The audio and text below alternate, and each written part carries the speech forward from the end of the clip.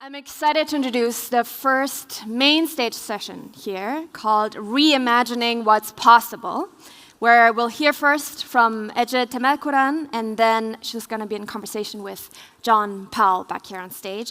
Ece is an award-winning novelist and political thinker from Turkey who is strongly engaged in democratic issues and known to raise her voice for the oppressed. She's the author of a number of internationally acclaimed books, including How to Lose a Country, in which she investigates the trends of authoritarianism, and her latest one that is called Together, a manifesto against the heartless world, in which instead of asking the question, who's to blame, which would be, I guess, the story of breaking instead of bridging, she's centering on what are we to do now. Please welcome with me Ece Temelkuran.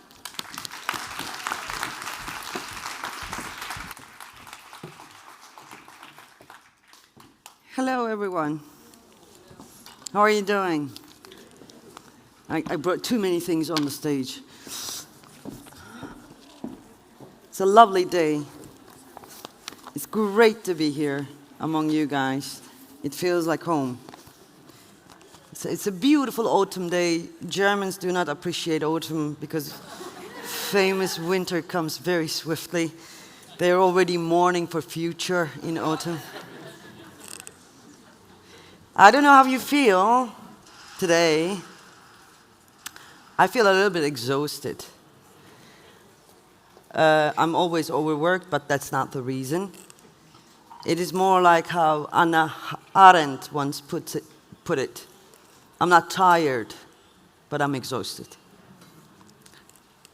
It's been a very difficult last 2 weeks, 20 days. It's been too difficult. Too much death, too much blood, too many lies, too much hypocrisy.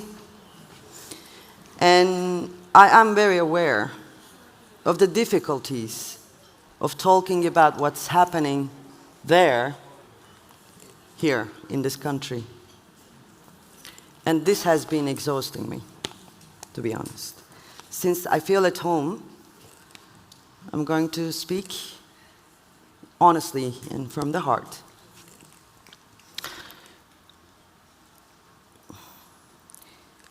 There was too much othering in the last 20 days. There was the othering of Palestinians, there was the othering of Israelis, but here it was the othering of the voices for peace. There have been so many cancellations. There have been too many firing. There have been too many shh. And this has been exhausting for me. While I was going through my timeline, seeing all the horrors and the brutality on social media, I was also reading a PhD thesis by Stella Fry, a beautiful PhD thesis, which is going to be published as a book as well. This thesis begins with a quote from a Holocaust survivor, a very young man. And he asks in his diary at the time, after surviving Holocaust, he asks a very important question. He doesn't say who is going to understand us. He doesn't say who's going to hear us. He asks, who is going to feel with us? Who is going to feel with us? And I thought last 20 days have been difficult because of this, because both sides have been in a race. It was a competition, asking the same question, who is going to feel with us? But it's a very strange competition because it is not only asking who is going to feel with us or, demanding feel with us, but also it was don't feel for them. And the othering happened because of this question.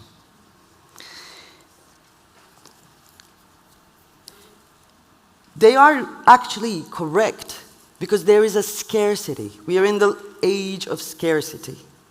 I also watched Naomi Klein the other day.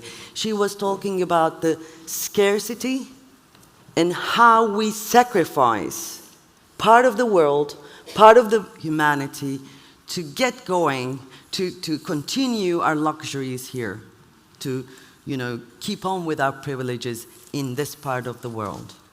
She was talking about how we sacrifice humans in Global South to live comfortably in the North or in the West. She was talking about the material sacrifice, the resources, material resources we sacrifice to continue our luxuries here in the West or the North. But then I thought, it is not only material or physically human sacrifice that we are doing to survive, we are making to survive, but it is also a moral sacrifice. We are sacrificing our moral resources as well. We sacrifice democracy for security. We sacrifice our need for freedom, for order. We sacrifice our basic human urge to feel for the others, to keep our lives together, not to crack. And we sacrifice human dignity. We sacrifice our very natural remorse when witnessing cruelty to keep out of trouble. So we shh. One of the words that I wanted to tell you about today was sacrifice. And the other one is survival. And there are 3 other words, or 4 other words, which are anger, fear, fascism, and faith in humanity. The funny thing about moral sacrifice is there are 2 impossibilities. One, we will not have it's very soon, we will not have the luxury of the sacrifice in this part of the world, because we will not have the luxury to keep our distance to reality. That brutal, horrifying reality is creeping towards where we are right now. And it is already there. That's why we felt so exhausted, so squeezed in the last 20 days. And the second problem is, if we keep on with moral sacrifices, yes, we are going to survive maybe, we'll protect ourselves from the madness, but then we will not survive as humans. We will survive as barbarians. The fact will become very clear and very soon. The result of survival through moral sacrifice will be barbarity. And now fascism. It's a funny word to use in this country, because unfairly, I think, a little bit. It is a German brand. It has been made into a German brand. It is not a German brand. It was all over the world. And there are people who are expecting the second coming of fascism with military boots, parading. And they can only recognize fascism when they see the funny mustache.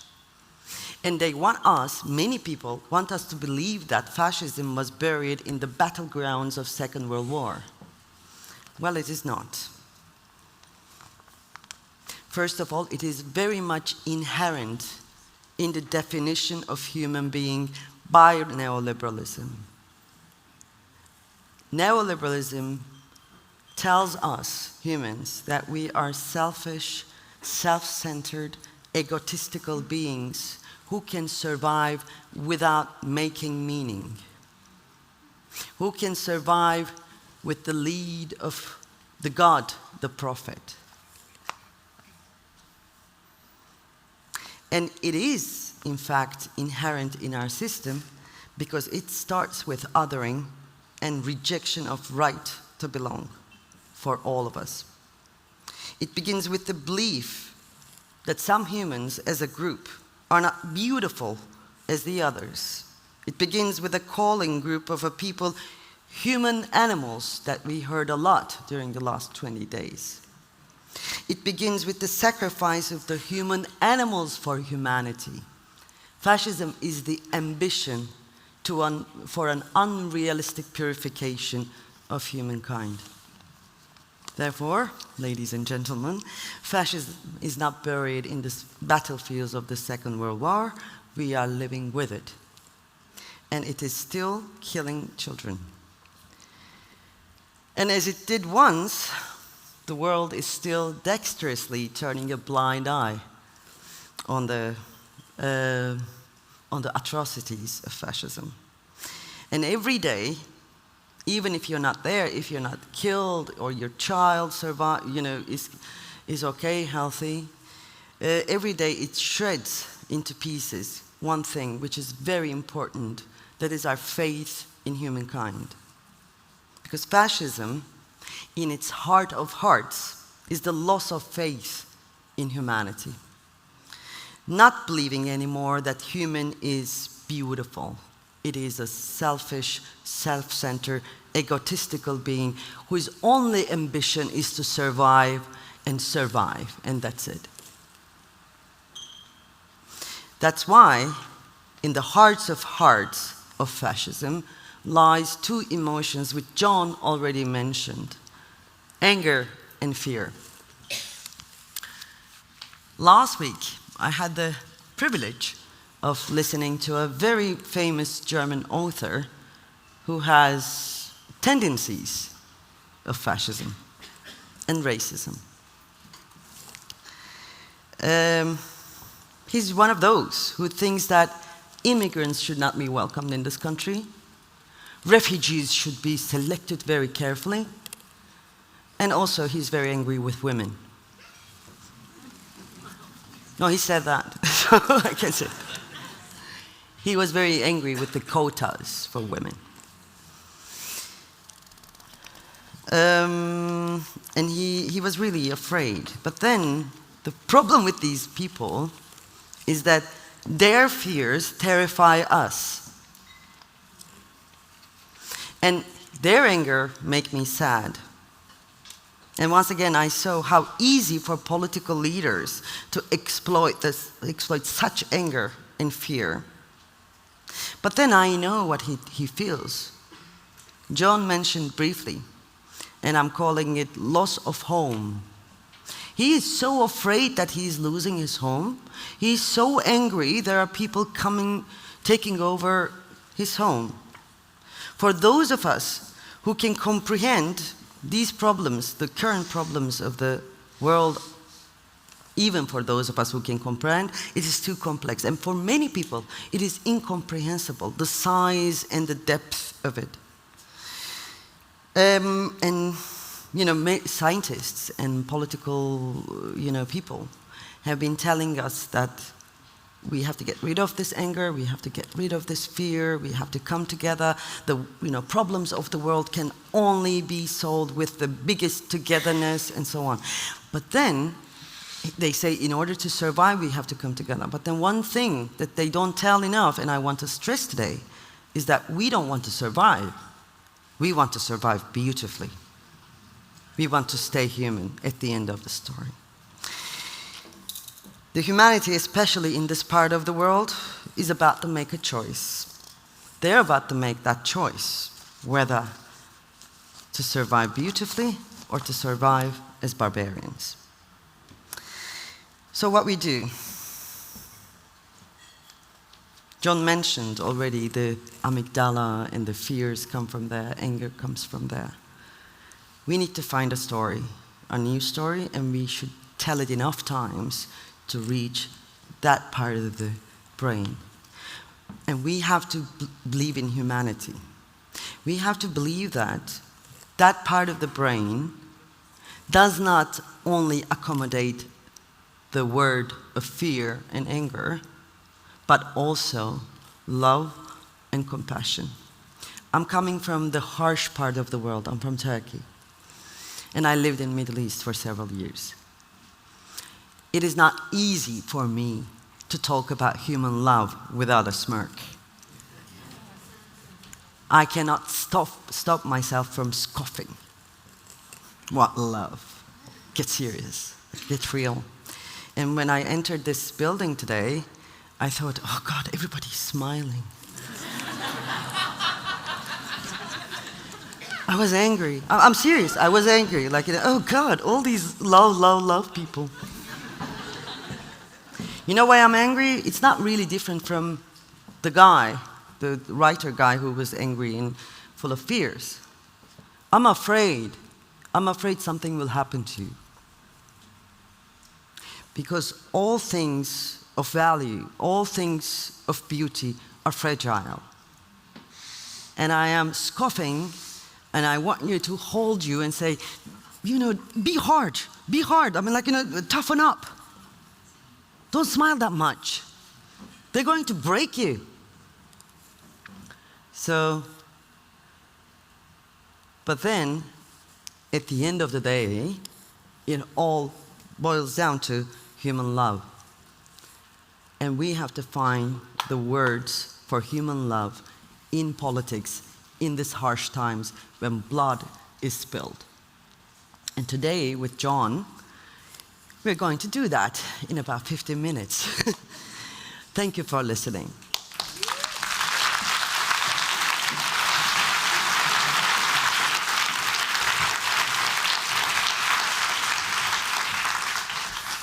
You stole my water. Ah, yeah, there's water. Wait, this one or this one? No, it's okay. Welcome. Thank you. Don't you think there were too many smiles in the room? Well, it's there's a lot going on, as you said. But first of all, thank you. Thank you. It's such a pleasure meeting you.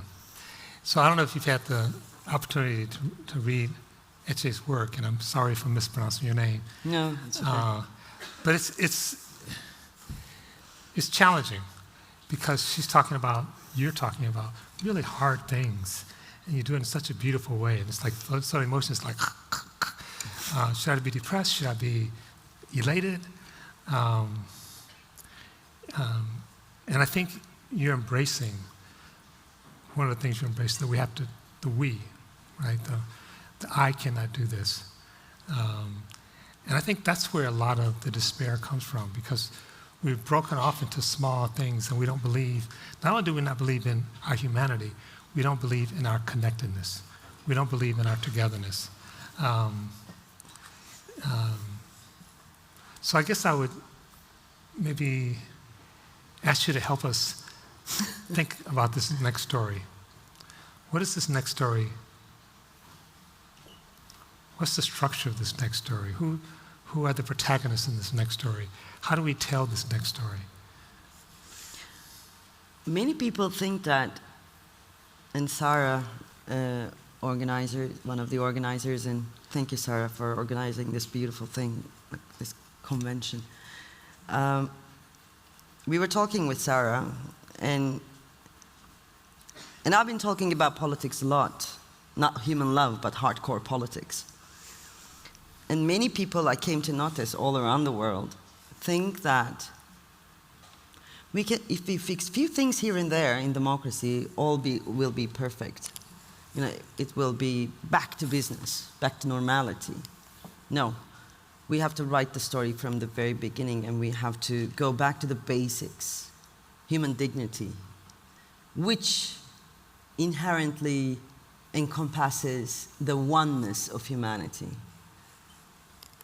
or our faith in humankind, because many of us, we're going to these meetings, our work is mostly about words.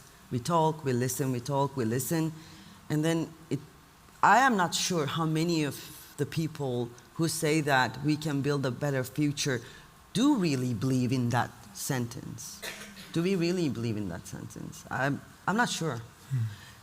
And what I am trying to do, and what you are trying to do as well, I think, we're looking into politics of emotions, because there's a simple reason for that. I keep seeing all around the world that fascist leaders are actually the masters of politics of emotions, whereas when it comes to our part, progressives, let's call them, or advocates and so on, We think that we can, solve the entire thing with rationality. Unfortunately, it doesn't work like that. I have to address that fear, because and as you know, fear doesn't work. I'm like you've been telling, fear doesn't work as like, don't be afraid. I'm afraid of rats. And it doesn't make any sense. But then, don't feel fear doesn't work either. So we have to address those emotions to go through a radical change. And this is very much about writing a new story. And the new story begins with, I think, faith in humankind. Let's just do this. Like, let us choose to believe in humans. Faith is a funny thing, and I'm sure you're going to talk about this beautifully. It doesn't need proof. Faith doesn't need proof, but it needs miracles. And I'm sure in this room there are many people who are creating miracles every day for others to believe in humans. And this is our job. Yes, writing a story, but also creating miracles, such as this one, like, everybody smiling each other. Everybody smile as if they know each other. They belong, and so on. Those miracles, I think, will change the world, not, few fixes in political mechanisms and so on. I don't know, what do you think? I mean, like, we've been talking with John earlier, 2 days ago, and I told you it's not easy for me to talk about love, faith, and all these things, and you said some beautiful things. What do you think? So, I'm here with people from OBI, it's a wonderful staff. You're creating miracles. Tell about that. No, seriously. Well, it's hard not to. I'll tell 2 quick stories. One, to talk to Rochelle about, it's like, is it the journey or is it the destination? And we say, it's the company you keep. So what sustains us is not belief necessarily that we're going to get there, or even the journey itself, is that you're in relationship with really, as you say, incredible people who are making miracles every day. And they don't have to be big miracles. I feel so lucky. I told you about the breach from my family, but I feel so lucky, and I would even say blessed to have my family as my family. I don't know if any of you watched the movie about the fight between George Foreman and Muhammad Ali. The interesting part of that movie to me is that Muhammad Ali was not supposed to win. He had been stripped of his title because he refused to go into the military. He had not been boxing for 4 years, almost 4 years, which in the life of a boxer is like forever in 3 days. And so people actually said, and Foreman was like, just so strong. I mean, and they thought, there's no way that you're going to win. You may not even survive this. And as you know the story, Muhammad Ali won. And someone asked him, how did you win? He is younger than you, he's stronger than you, he's faster than you. How did you win? What kept you going? And for those of you who don't like sports, and I don't particularly like boxing, but this is not about boxing.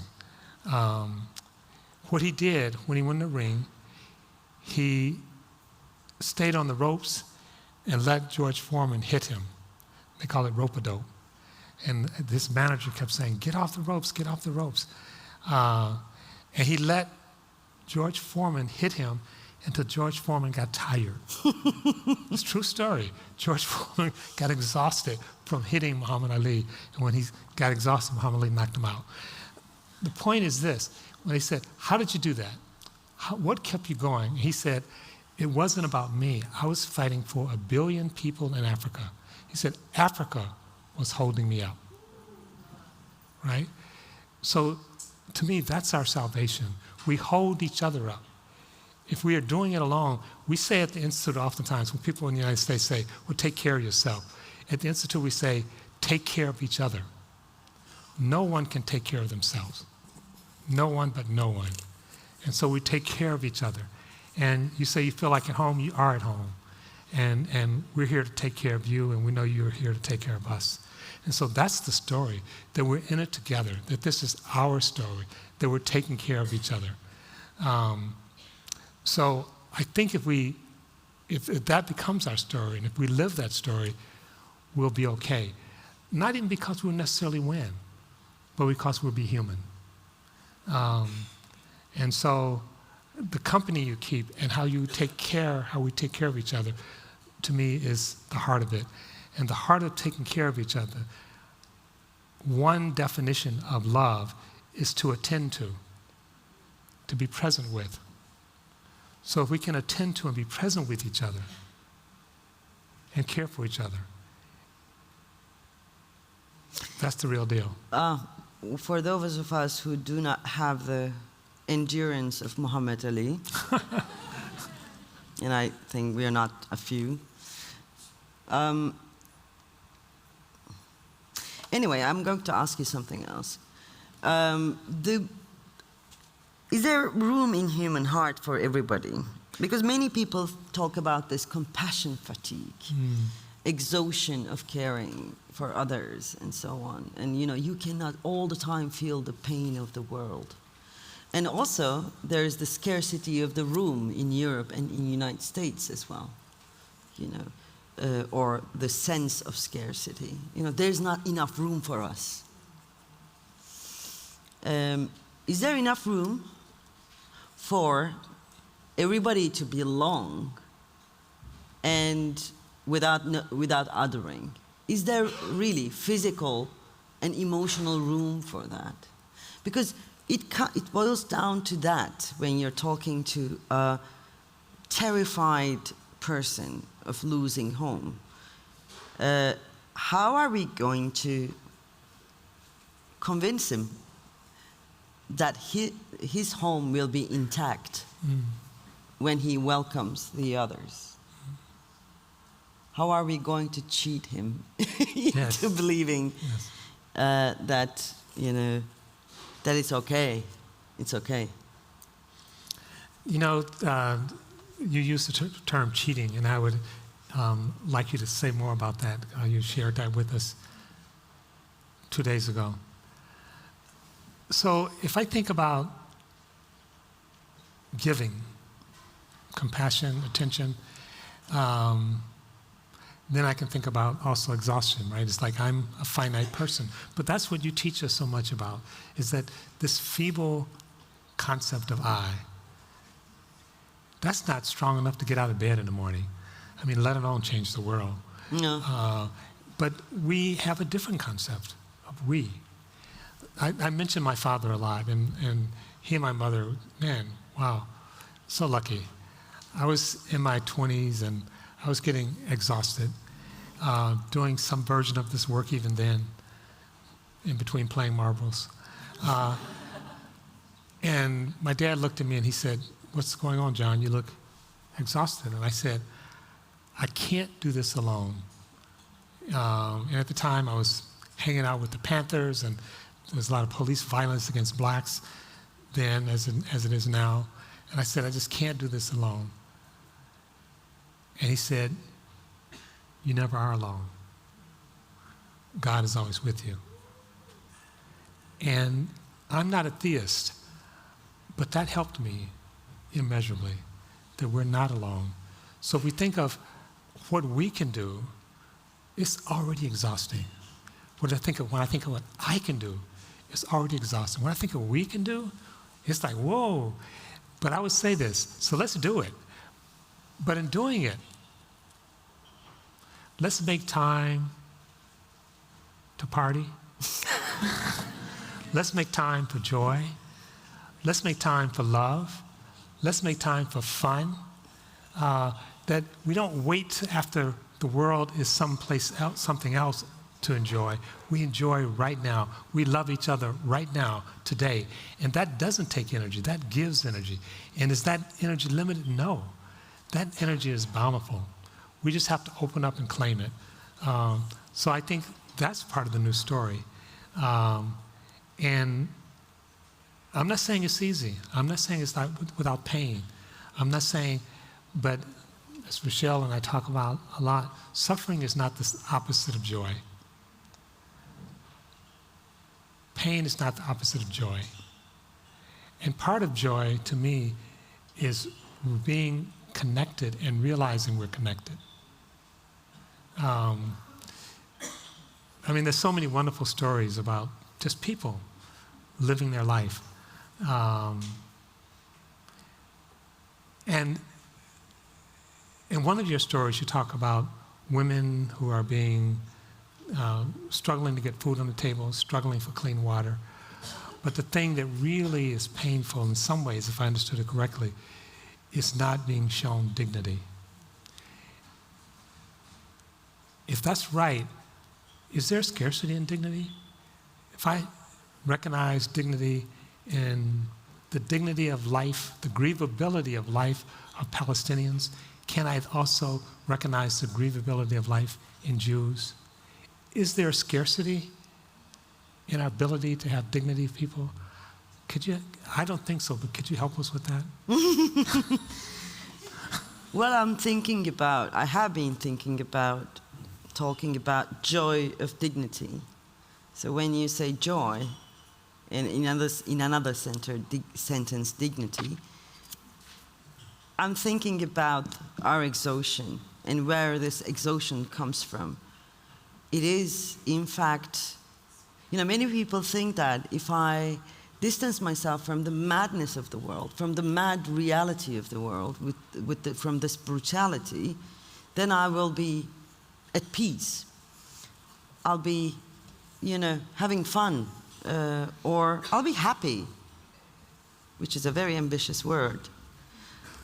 But then what they are giving up is the joy of dignity.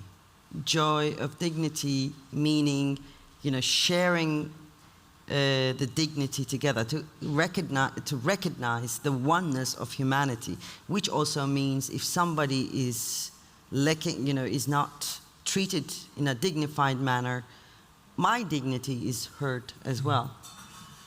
I don't even have to be the witness of it. That joy of dignity, of course it is not entertaining, it's not really partying, but it is an inner sense of being content, being joyous. I think we shouldn't be afraid of borrowing words from the realm of spirituality.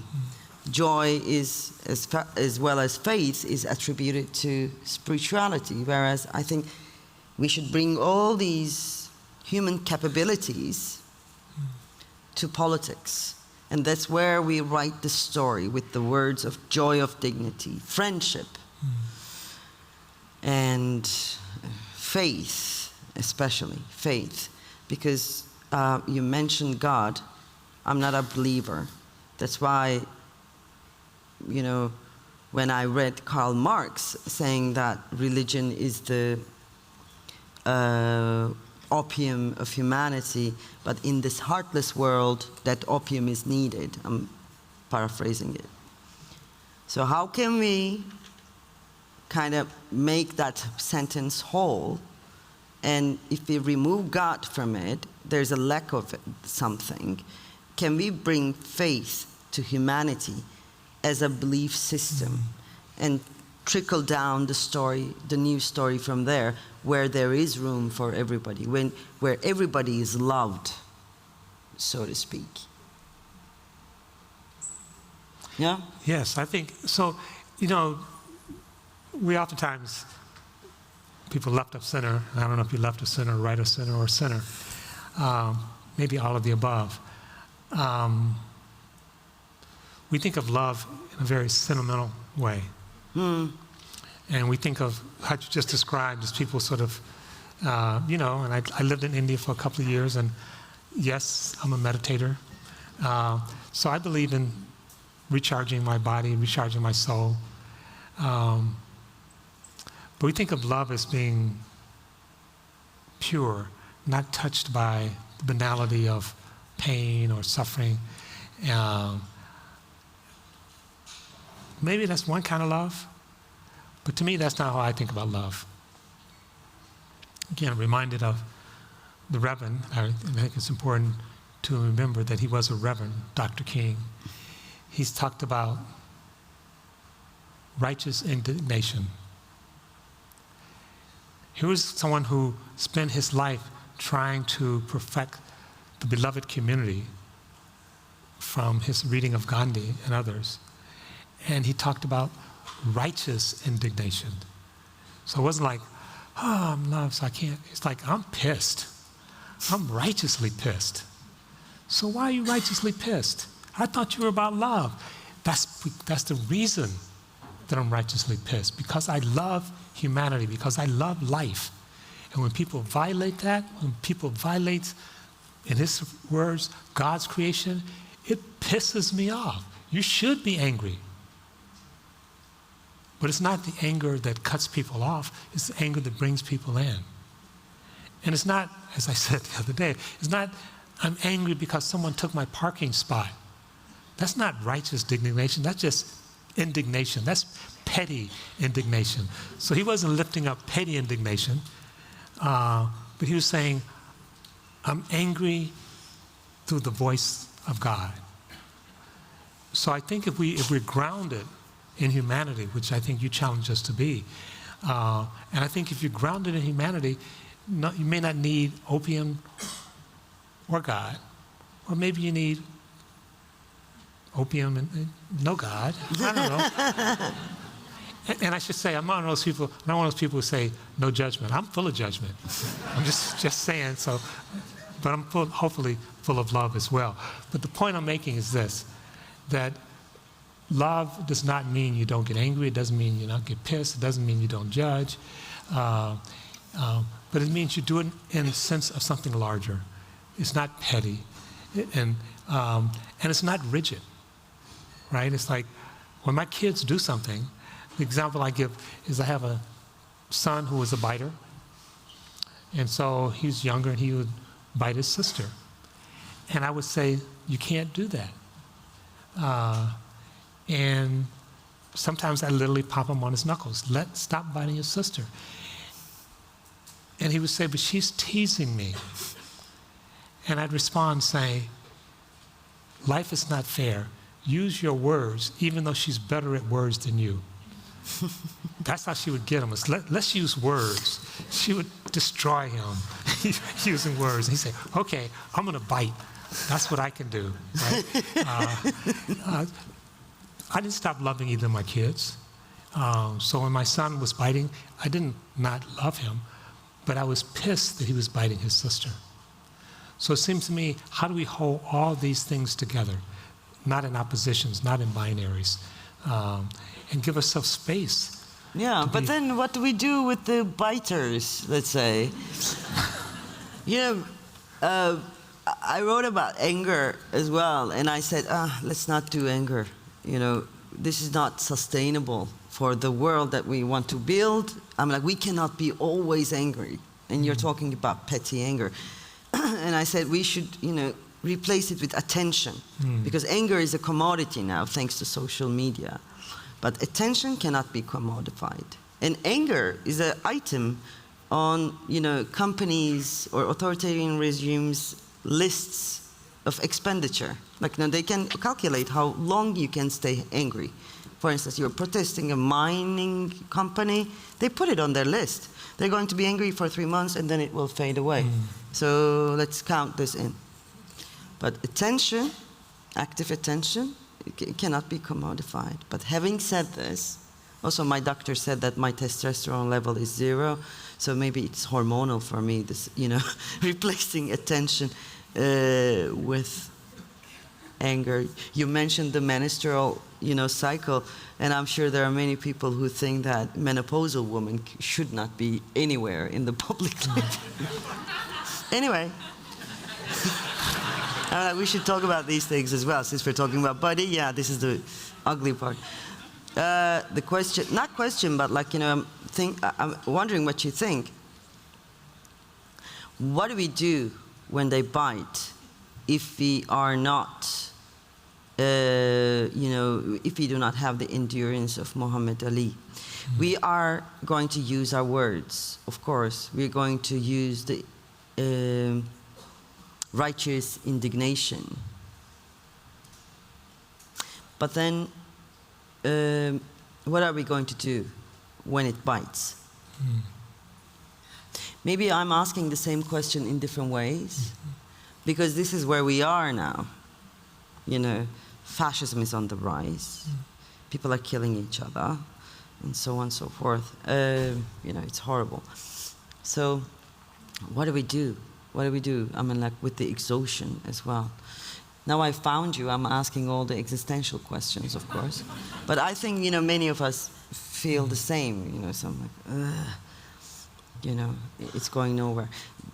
I feel like you mentioned something like that about the future, the zombies and everything. I don't imagine a future like that.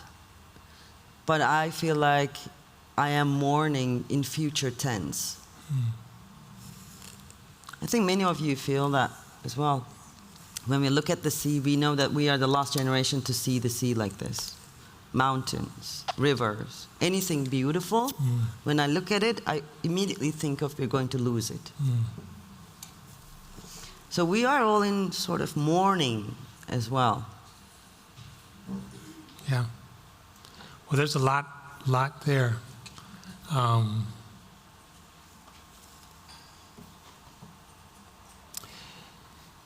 People oftentimes, and I love your discussion of hope, right? So in Ichi's work, she talks about people keep asking me, do you have any hope? Yeah, I hate it. I get really angry. Just in case, don't ask that. Or ask it and hear what I don't know. And like you're saying about anger and attention instead of anger. We can't know.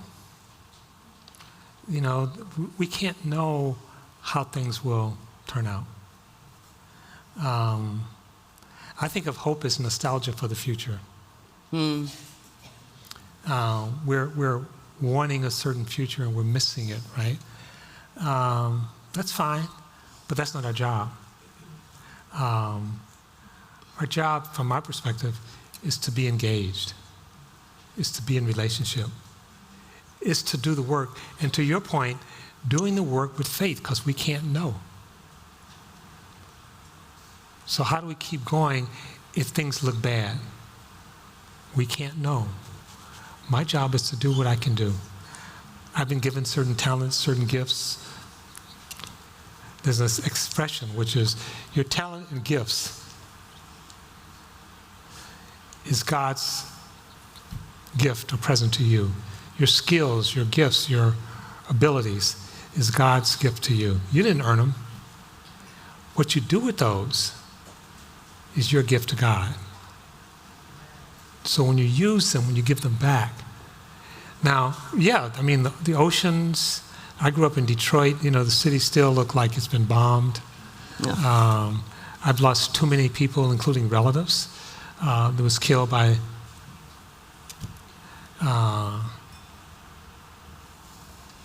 my mother.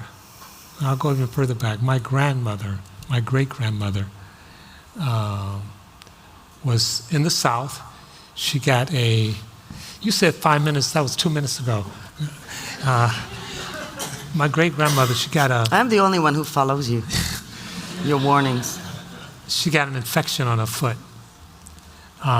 Because she was a black woman in the South, no doctor would treat her. By the time we got her out of the South, up to Detroit, it turned into gangrene and it had spread throughout her body. They amputated both her legs and then she died. I was so pissed. I was ready to get a gun and kill all the white doctors Of course, I was 12 years old, so I didn't even know how to get a gun. But it didn't matter. The rage was there. What I'm saying is that this system sort of churns people up. It does destructive things. But that's why, from my perspective, we have to be so clear, have to be so non-wavering, that we insist upon a world where all life matters. Life matters. So anything that's life-denying, we stand in opposition to. But more than standing in opposition to, we stand for life. We stand for life. And in that, we don't know how it's going to play out. We don't know if the oceans will survive, and if the oceans don't survive, we won't survive. We don't know if the winds will, we don't know if the fires will keep happening. But we know that we are alive now, we've been given certain talents, and we can use those talents. And live our best life today with each other. Learn, love, and tell a new story. Tell people that there's no reason to fear someone because they speak a different language, because they look different, because they have a different religion. And when we say to people, yes, you have a right to be here, but so do other people. It is not your earth. It is not my earth. The earth belongs to all of us, and all of us belong to the earth. That's what we're saying. That's the new story. And in that story, and I know Sarah said we're done, in that story, I think we do have to have joy. We do have to have fun. We do have to party. We do have to have an OBI conference in Berlin. One last sentence. Sometimes when I'm in ground zero about humanity, as any faith, there is doubt in faith in humanity as well. Mm-hmm. And I'm thinking, what keeps me going? Or why should I go on being this? I think of the choices we make in life. Actually, we always make the choice that we can pay the price for. Mm. Every kind of choice, ideological, moral choices, we are calculating which price can I pay. So I'm thinking, I cannot pay the price of being silent or being, on the other side. I only can pay the price of getting hit in the face until so many rounds that the evil, exhausts itself. I can pay that price. So that's why I am who I am and doing what I do, and so on. And I think you are like that too, because the other price of being indifferent, living that joyless life, is too much. It is too much. It's too much. It's too disgusting. So we are choosing this. And that should give us strength. Not power, but strength. Because I think Muhammad Ali was strong. He wasn't powerful, but he was strong. Yeah. And he had, from his perspective, 1 billion Africans behind him. Exactly. That makes him strong. Thank you so much for listening. And now I think it is the Q&A. Yep. And I leave the word to the master. I have the wonderful job of, yes, we already have questions. Please, here, yeah. Thank you. I'm Lucy from Philadelphia, and I'm a proud postmenopausal woman.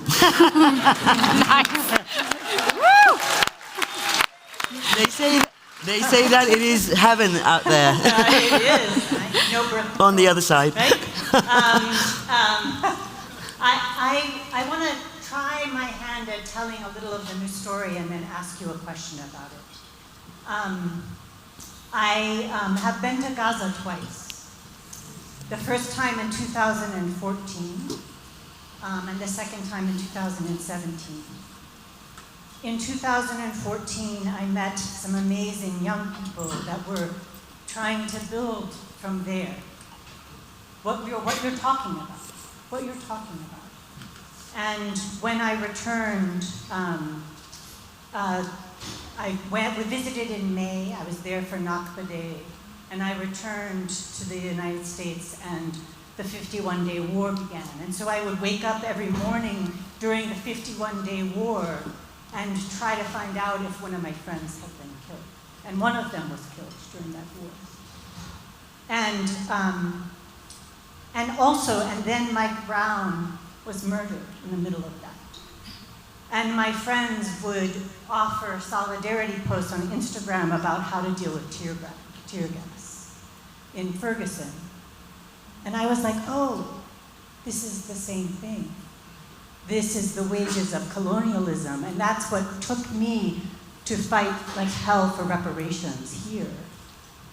Because that's the undoing of this mess to me.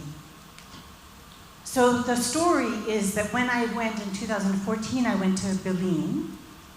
And Berlin is distinct in that they had a court case and they got the separation wall moved back. It's amazing. And they gave me a tour of the olive trees that they were growing, and one of their friends had been martyred recently, and they told us the story about him. And that evening, we had dinner, and we sat around in the yard of Iyad Bernat, who is the head of the Berlin Popular Resistance Movement. And he had Ahed Tamimi, not Ahed, but Bassem Tamimi, Ahed Tamimi's father there, and Emma and Imad Bernat, who was the director of 5 Broken Cameras. And they sat in a circle, and they told us stories of people being tortured, their friends being tortured and murdered, and tortured and murdered. And then they said, what we're doing every Friday when we do our protest with Israelis there and the internationals there and us there is we're practicing the one-state solution. That they believed in their whole heart that living together with those who had oppressed them was the way, was the answer. And that finding a way to do that was the answer. And so now when with Hamas's attack, when several Palestinian solidarity activists were murdered. Sorry, could we? I'm sorry. I'm going to just help. The question is coming. I know. I apologize. Sorry. But I understand. And the bombs drop. I think, that political imagination is being bombed. So my question is, how do we keep that political imagination alive? Shall I go first? Sure. From day one, it is so ridiculous, but I kept thinking about this one man in Gaza that I watched in the news somehow years ago. This one man, young man, painted a donkey in black and white for the kids in Gaza to see what a zebra looks like. That is, in my head, is the person who creates beauty, thus refreshing our faith in humanity, my faith in humanity. I am mostly thinking about beautiful and ugly as a superior form of morality, as aesthetic concepts. So he's a beautiful man. So I keep thinking about this man. What happened to this man? Is he alive? What is he doing? But then one thing I know, and this is an answer to your question, in my view, there is no ultimate victory, but there is no ultimate defeat for those people who create beauty, thus refresh our faith in humanity. People are killed and horrible things are happening. It's too devastating even to think about them. But then, since I have faith, I chose to believe in humanity, I have to say that the beauty, the beautiful people, the people who will create beauty to make us believe in humanity will survive too. So there is no ultimate defeat, and that is what should keep us going at this point, I think. Thank you, Ache. Yeah. So quickly, because I know there are other questions and we're probably running out of time, but 2 things. One, you asked about what do you do about the biting? You stop it. I didn't allow my son to bite his sister. Loving him does not, in fact, loving him in a sense means I demand of him that he acknowledges his sister. And so when we see horrendous acts, it's not we should be indifferent. And we've been talking largely at a personal level, but these things are structural. These things are, I mean, think about this. Nation states are 400 years old. Yeah, very, That's very not young. very long. and yet, right now, when we think about problems in the Middle East, for example, we think almost entirely in terms of nation states. The Enlightenment, which is my next book, the Enlightenment involved 200 people. There are more than 200 people at this conference. 200 people, 250, 300 years ago, gave us for the West, gave a whole new paradigm that we're living today. Democracy, individualism, this, that. And I'm not saying good, bad, or indifferent, but some people came together and dreamt of something that was not there. You talked about faith, and I don't want to make, obviously, it's a U.S. thing, but Thomas Jefferson, after hanging out with his friends in France, came back to the United States, and the United States and France, at that time, were the two first nation states to embrace the concept of equality. Now, they didn't really do it, and I could do a whole critique as to what, but think about this. For thousands of years, there had been slaves and serfs and peasants with no dignity in their life. And what Jefferson said after his visit to France was, we hold certain truths to be self-evident. We don't have to prove it. We don't have to analyze it. We hold these truths to be self-evident. And then he screwed up. All men are created equal. All men are created equal. But even in this tortured way, that was a radical statement. And so what we're saying, new story, an old story, we hold certain truths to be self-evident, that everyone belongs, that every life is grievable, that everyone deserves dignity. And people will push back and say, well, yeah. But we have to say it. We have to believe it. We have to tell it. And then we have to say, my son's name is Fawn. Fawn, you can't bite your sister. Now, who's Fawn in this story? There are a lot of fawns. There are a lot of people biting their sister. We have to say, no, that's not allowed. But you're still part of the family. You're still part of the family. We'll give you something else. Okay, words are not fair because your sister are better at words than you. But let's figure out something other than biting.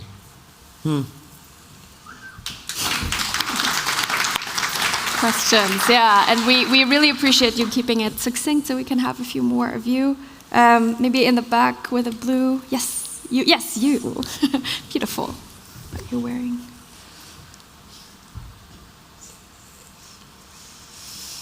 Thank you so much for sharing your wisdom with us. I have a question about using our gifts. I really like this notion of using our gifts being a present back to God or the universe or whatever. And I would like to know if you have any advice for those of us who are scared to use our gifts and are maybe scared to bring this new world that we want to live in into the present moment. That's you. Okay. Thank you for your question. As you can tell, I tell stories. So here's the story. I'm out mountain climbing. There are 12 of us. And we have to rappel down this mountain. And I don't have fear of heights.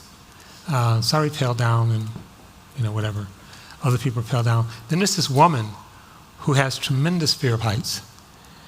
And she starts rappelling down with ropes.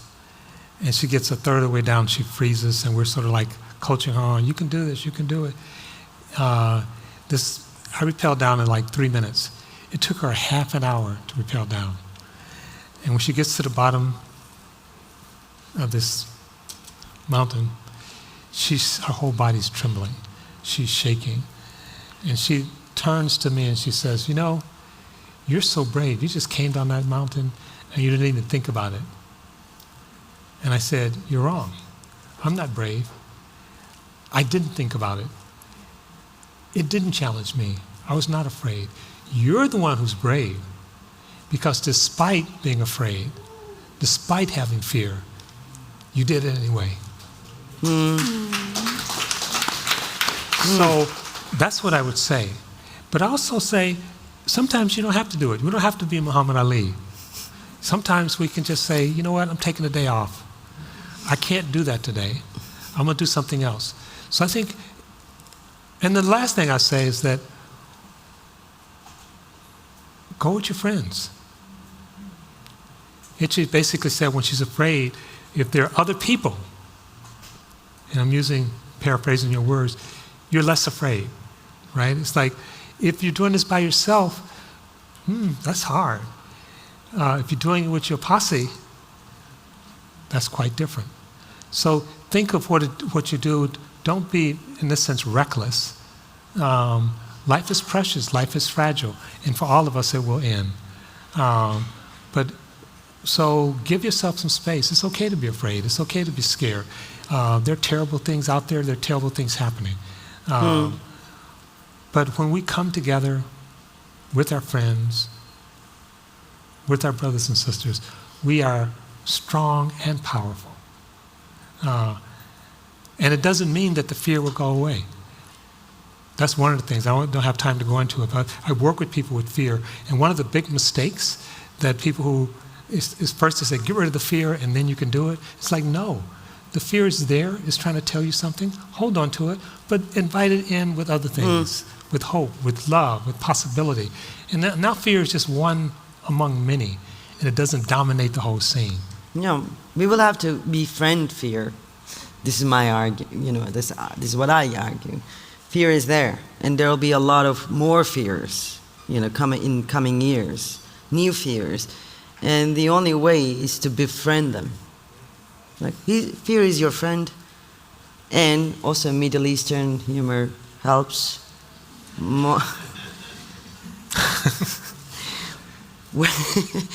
Somebody asked me how, we were talking about panic attacks, and I found a way to beat them.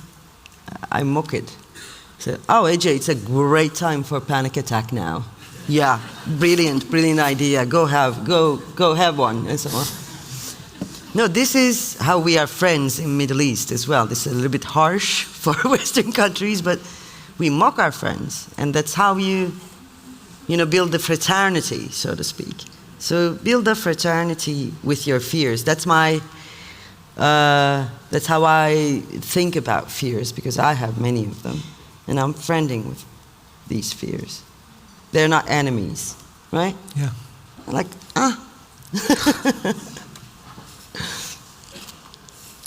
Yes, here in the front, please. I think you. Yeah. Thank you. Hello. I do believe in love and hope. I'm sorry about that. So I wanted to talk to you, ask about I've got a lovely bit of context, but I'll save that for later. Come and ask me about it. I wanted to ask you about the political love, taking love from the sign on your toilet to like political realm, taking it up to that level. Like, what level does it stop? And you mentioned 250 people to make a change. What can we do now to bring love to this political level, to bring love as a kind of action? Yeah. Can I give a very practical example from Turkey? Sure.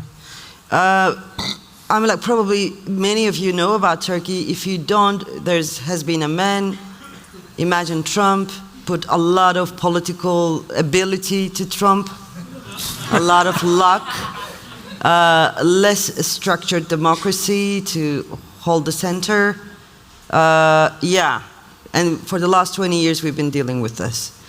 The most important city politically in Turkey is Istanbul, where I come from.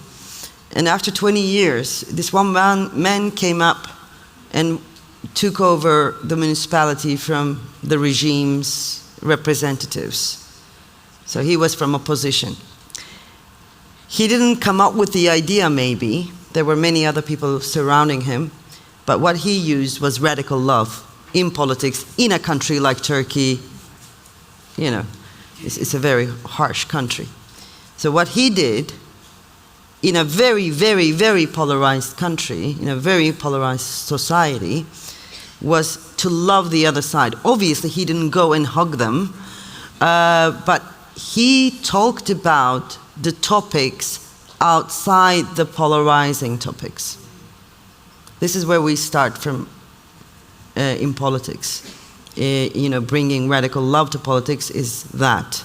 It is not, well, this was the last election's sign. It didn't work. Erdogan won the elections.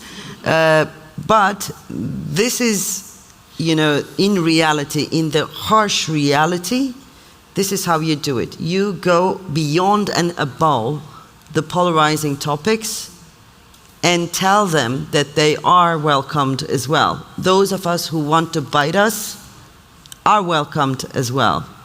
We are not going to bite you back.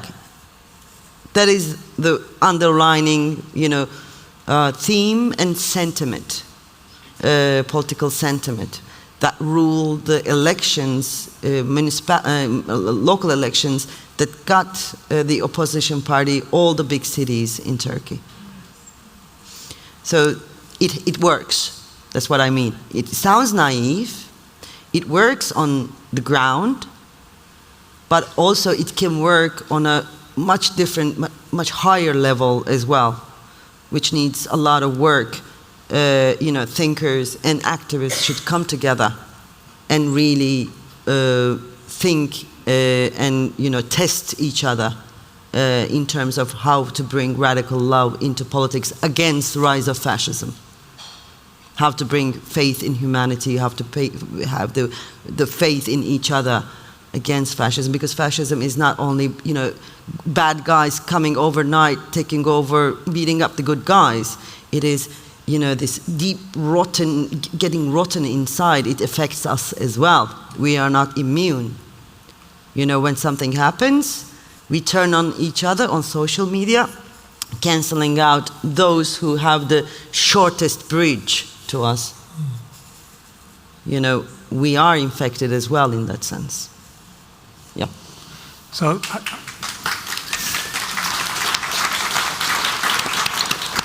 why do you? Why what? Because I love what you're saying.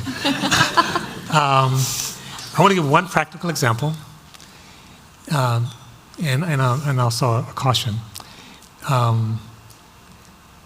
So this is a brilliant human being that's sharing the stage with me. Thank you. Thank you. And I used to have some chops myself, but we don't have the answers. The answer is in us all. We're talking about co-creating. And there's some things we've learned, and there's some things we don't know.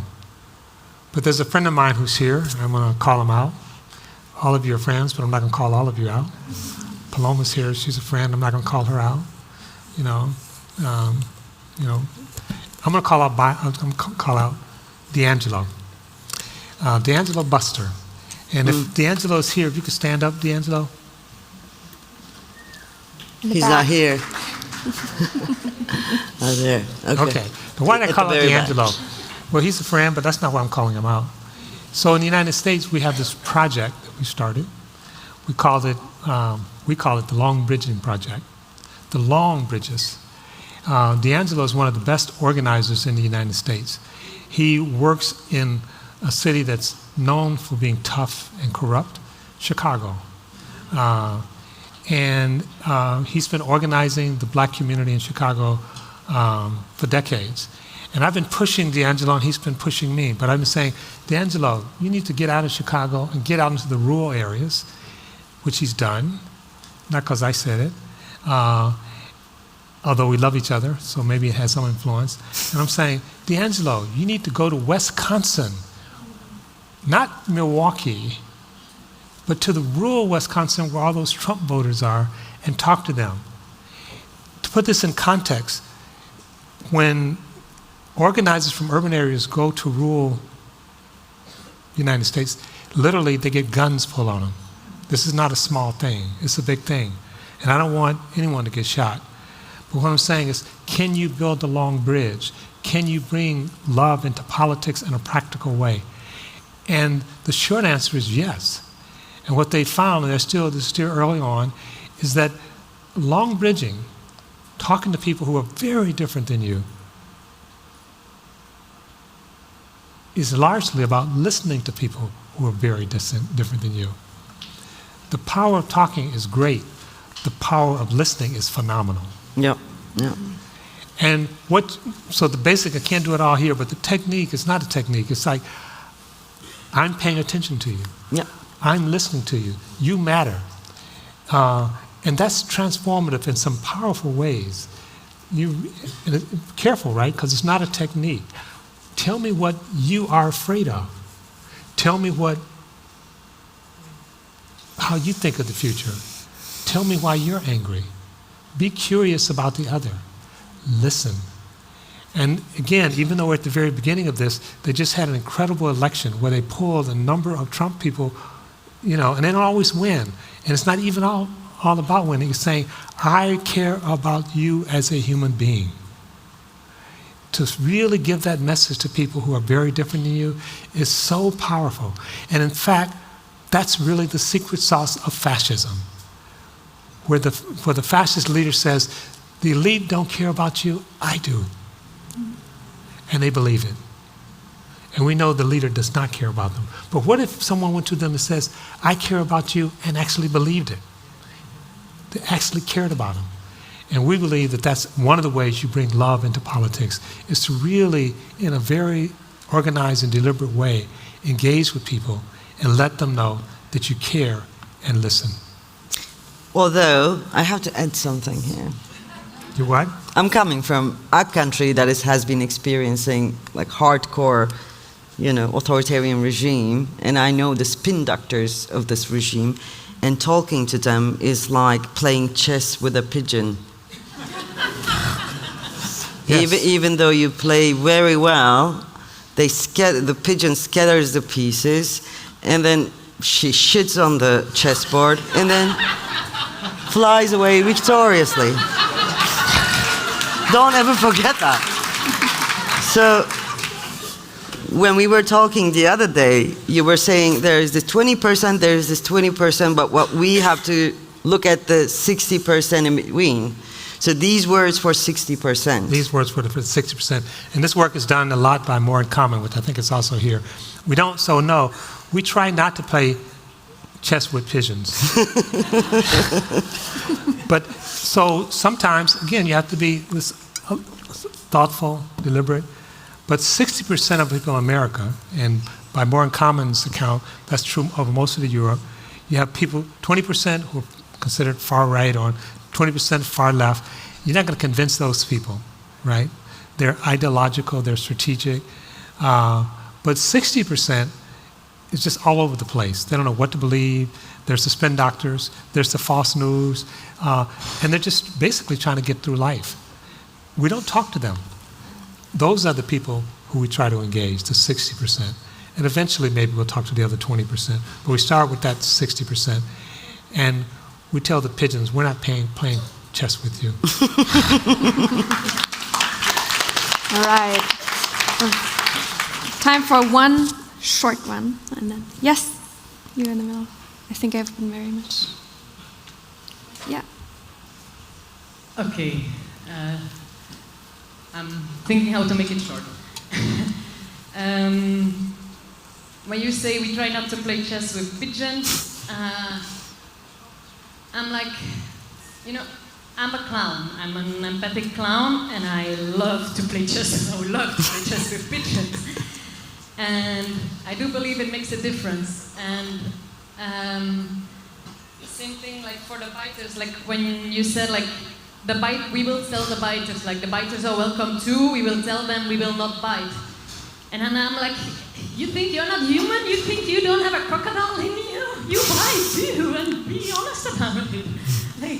And that's how we will talk in belonging, and not in we the ones who have learned not to bite, and the ones who still bite. And how come I have these ideas? Like I'm raised in a very rational, non-religious, enlightenment, blah, blah, blah, liberal family, let's say, or at least the side of my mom.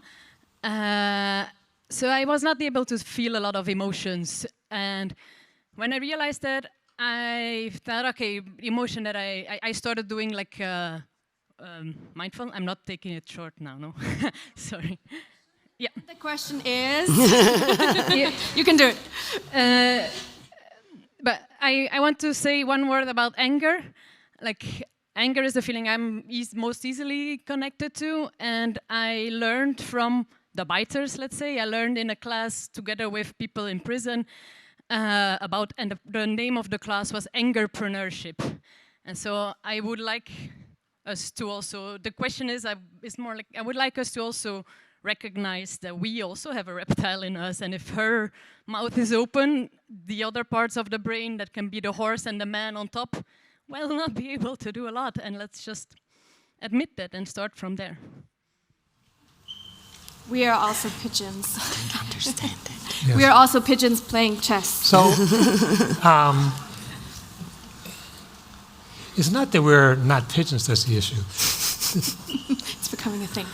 So sometimes I'll say this in the United States context.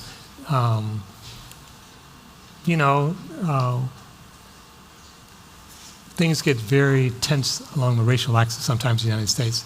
And I'll make the comment that not any one people is all angels or all devils. We're complicated. We need a more complicated story. We need to be able to embrace the fact that we are, yes, pigeons, but we're also, angels. There's a lot of literature about people being afraid of each other, about people hating each other. But there's as much in the literature to suggest that we're also organized to love each other. And so when we tell a complex story, then all those complexities come in. What we're trying to do is say you're not just a pigeon. That's what we're rejecting too. I'm not saying I'm not just a pigeon. And what we're saying over and over again is, yes, you will be angry sometime. But that's not the only thing that's defining you. You will be traumatized sometime, but that's not the only thing that's defining you. You're more than that. It's not that you're not that, but you're more than that. And if we can actually tell this complex story, we're not trying to squeeze humanity into just being all goodness. That's not very human. And if we're trying to open up and let all of humanity in. And when someone bites another person, to say, stop biting. Not because I'm not a biter too. And when I bite, my friends, now Ichi will say, John, that was great, but you got to stop biting. Stop shitting on the chessboard. It's not that I'll go shit someplace else. Oh, there's too many biters and pigeons in this talk now. So I'm not a biter. Since we're talking about family things, my mother kept telling me this story, so it shaped me, probably. I have a brother, 3 years younger than me, and when he was growing up, when he was a baby, he was pulling my hair, and then he was looking victoriously to his hand, like, this much hair. And my mother, after a while, her sense of justice probably was damaged, and she says to me, like, okay, hit him back. And that is when I start crying, but I cannot hit him back. Earlier I said we are like this because this is the price we can pay.